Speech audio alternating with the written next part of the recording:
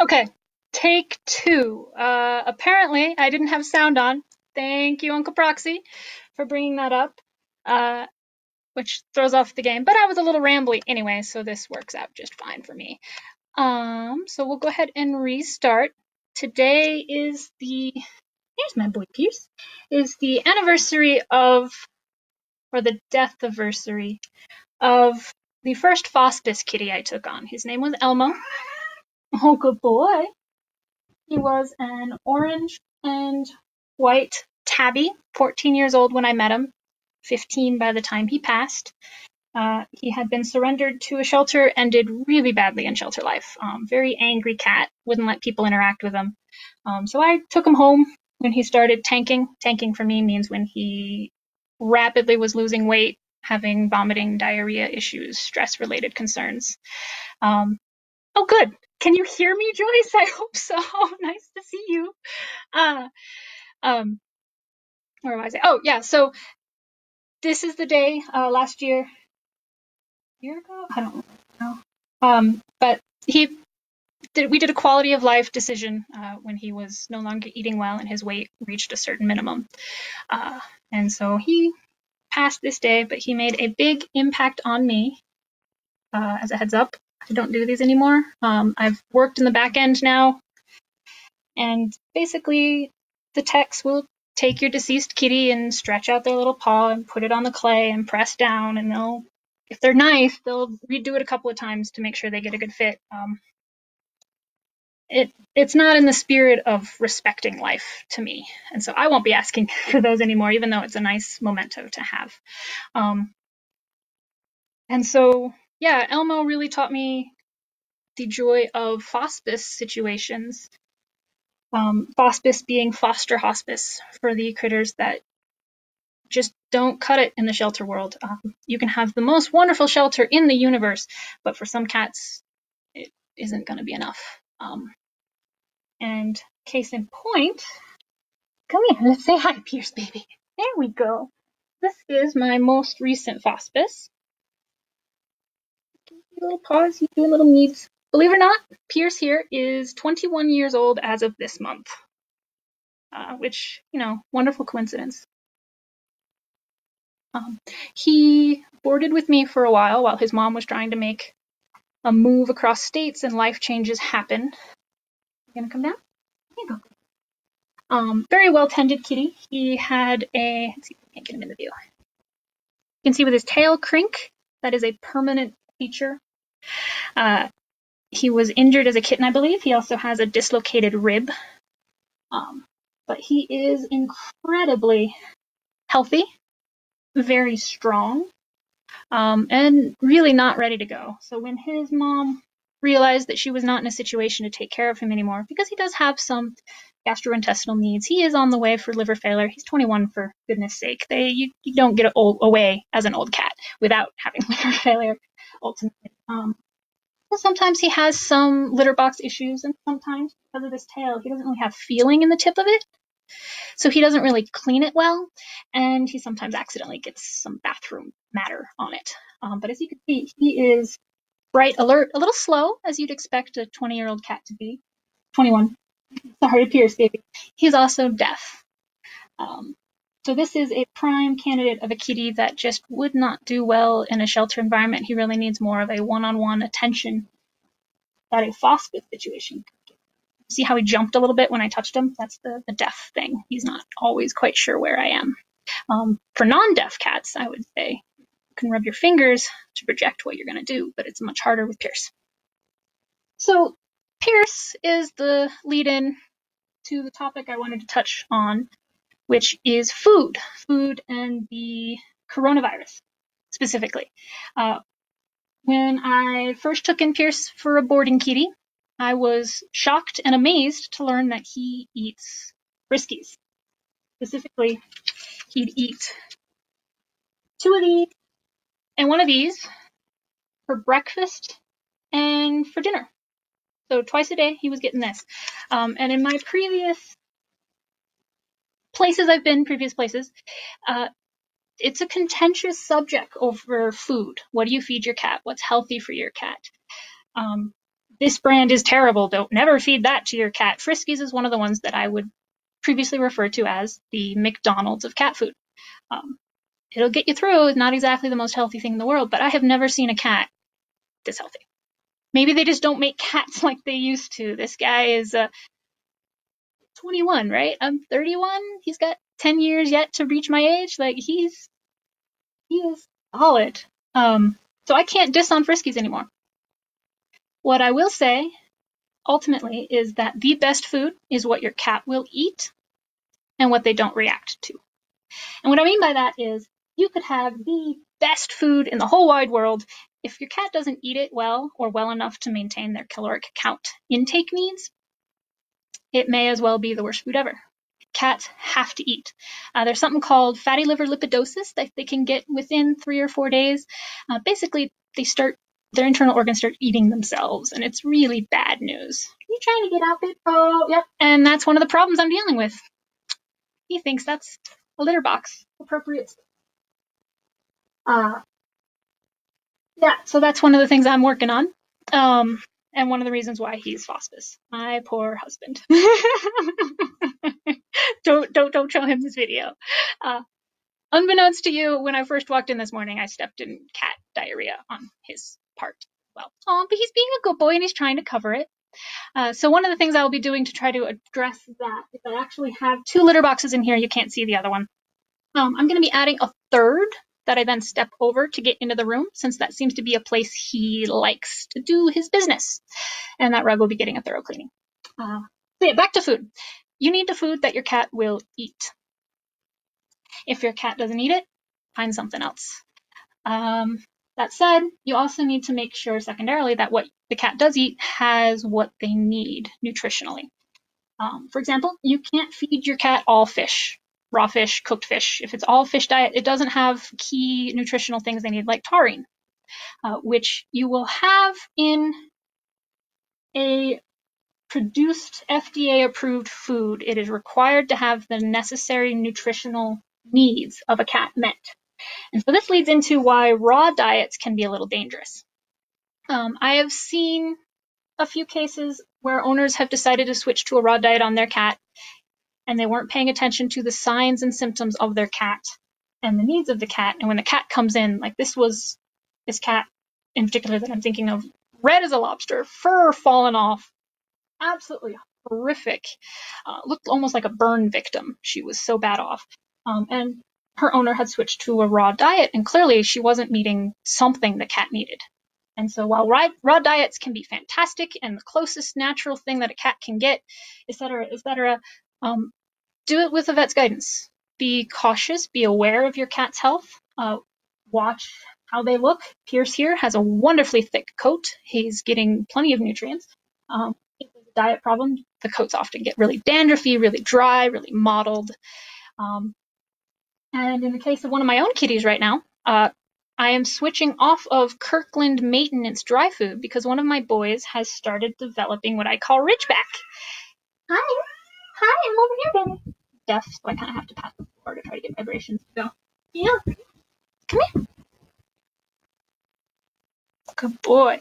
And so Ridgeback for Abed, this back stripe is getting really sparse and really pokey, kind of like a warthog's back. You get this big, pokey, long strands and not a lot of undercoat. The undercoat looks really bad. This is a consistent problem with him, so I'm officially just switching off of the food because it's not meeting whatever his body needs. I'll be doing a slow transition over to Purina 1. And while I know both Kirkland and Purina 1 have the baseline nutritional requirements as recommended by vets in the state or in the United States, sometimes there's an ingredient in it that just doesn't agree with a particular cat, just like with people. We have people who have gluten issues, milk issues, etc. This guy in particular, because of the coronavirus, I had trouble getting my hands on these packets. So I have been searching for alternatives, and it's actually been pretty interesting. What doesn't work as an alternative? And the key indicator for me as to what works is his bowel movements. So I will give him one of these gravy sensations packets Or I can give him one of these gravy sensation cans. And technically, they're the same thing, right? You'd think. Same brand, same whatever. But then if you look at the ingredients, because I thought, this should be interchangeable. Same brand, same label. Guaranteed protein in the Friskies gravy packet, 10%. Guaranteed protein in the can, 9%. Something happened there in that those are not equivalent. This gives him diarrhea. This does not. It's actually been really tough trying to get my hands on this, so I've been doing all sorts of fun interswapping to try to get his stuff under control. So let's look at the ingredients themselves. These ingredients are listed by what the most prominent or most voluminous, what they're the most, whatever is in the most of it. That ingredient is listed first. So these are both primarily made of water.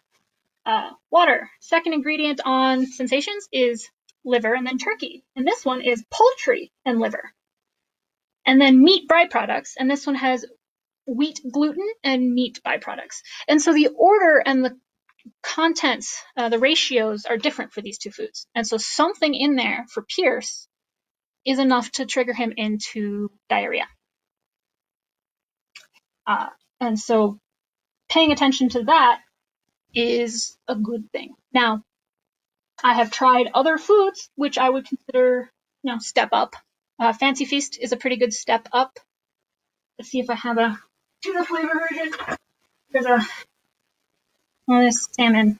There we go. All right. So this one, 9% crude protein, starts with fish broth rather than water, salmon, wheat gluten, liver, meat byproducts. So I'm wondering if it's a wheat gluten issue, because this 100% gives him diarrhea.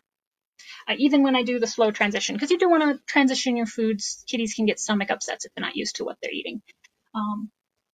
But in his case, yeah, he is absolutely a gravy sensations boy, and anything else gives him diarrhea. And so I have to try to intermix the rest of his diet so that I don't run out of my supplies until this corona stuff eases up and we have lots more of it. For my non-Pierce, hey bud, and you. I have 3. I have Rasad, Darmok, and Abed. Rasad is a senior, Darmok is an adult, and Abed is I guess they're both adults now. Rasad has digestive issues, so she's actually on Clean Protein by Dr. Izzy as a wet food, or as a dry food.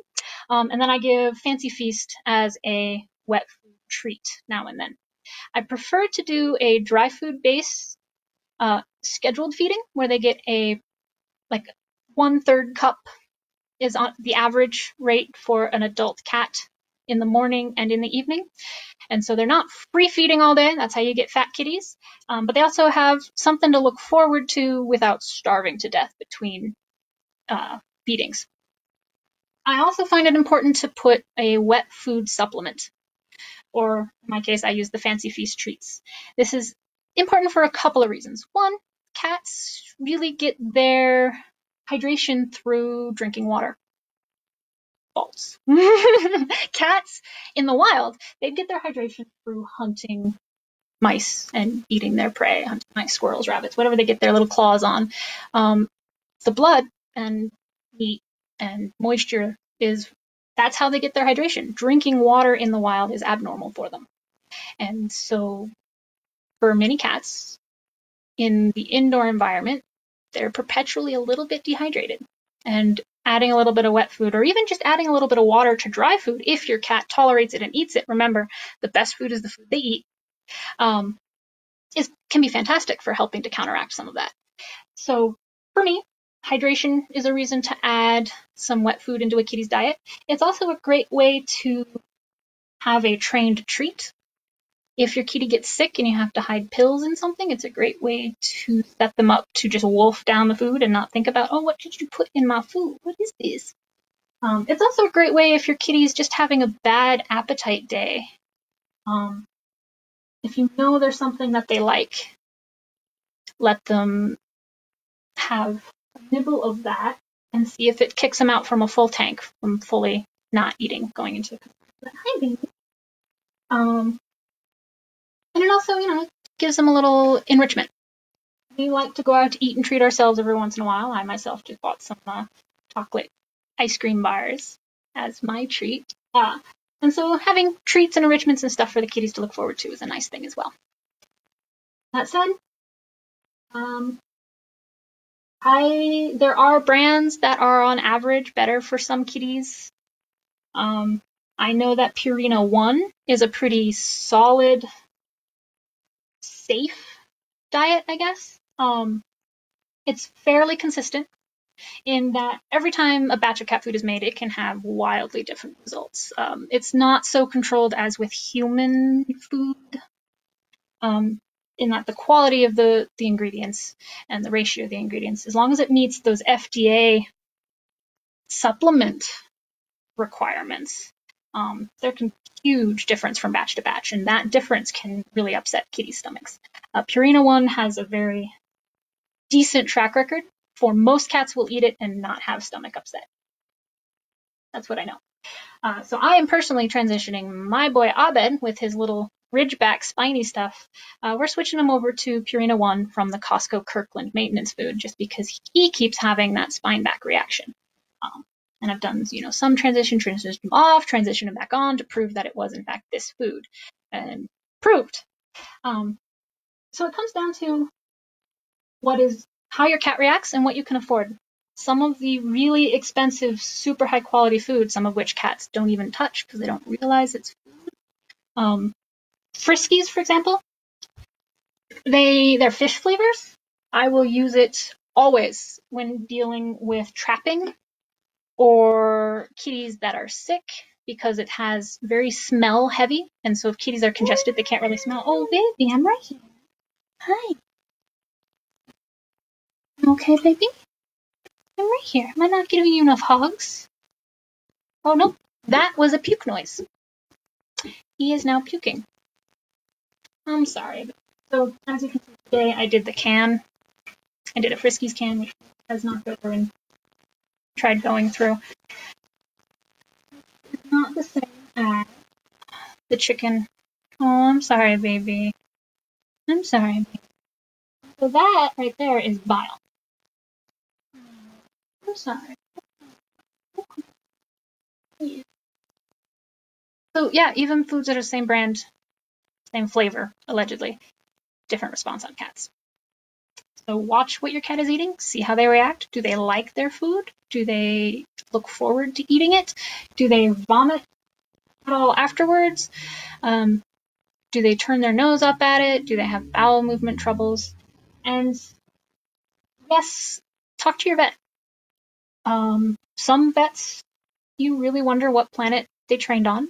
Other vets are phenomenal, but we have to acknowledge, regardless of where they are on the plane of competencies, that they did at least go through the training. They are aware in the back of their heads somewhere of things like they need this much taurine, or this type of food might raise their pH levels and cause urinary trouble.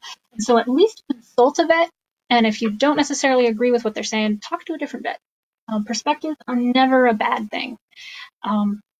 But food is so critical. It's everything for people and cats. It's not something you want to take on alone or take on uneducated, especially if your cat is showing symptoms of something. And so I guess my bottom line is cheap, expensive, wet, dry, raw, whatever you end up doing, base it on how your cat responds. How is their body responding to it? Do they look healthier, happier? Are they filling out appropriately without getting crazy overweight? Work with that rather than blanket statements of, oh man, Fancy Feast is so much better than Friskies, because Pierce over there, who is now drinking water, oh, sorry, now probably. Do what's best for your cat. And sometimes what's best for your cat is to still feed them, and feed them something slightly less expensive than to feed them something very expensive and then be unable to keep him and have to surrender him. As long as your cat doesn't have a medical reaction to the food, go for it. Unfortunately, it looks like this one's having a medical reaction to the canned version of this stuff, so I will be buying him a lot of pouches. Thank you for watching my first little rant on Auntie Kzte Talks Cats. It's Auntie Kzte because my handwriting is terrible, and I sent a card to my nieces once, and they go, "Who's Auntie Kzte?" as opposed to Auntie Kate, and that has stuck. Um, if you like what I'm doing, I'm probably going to be trying to target subjects based on what people are interested in hearing my opinions on. And if I don't know about a certain thing, I'd like to research it first. So go ahead and hit me up in Messenger so I can provide you better information. Hi, good boy. And I better go clean up this buddy. I've also got a Ko-fi channel thing, which I will be cross-posting this video to, and we'll see how it goes. Most of my projects usually die in a fire without much enthusiasm from an outside source. I'm not very inside driven, but I want people to know the information I have, and we're all stuck at home anyway, so maybe this can actually help out some folks. So hit me up if you have questions or if there's a specific topic you want to talk about, and let's do it. Cheers. Oh no, how do I end this?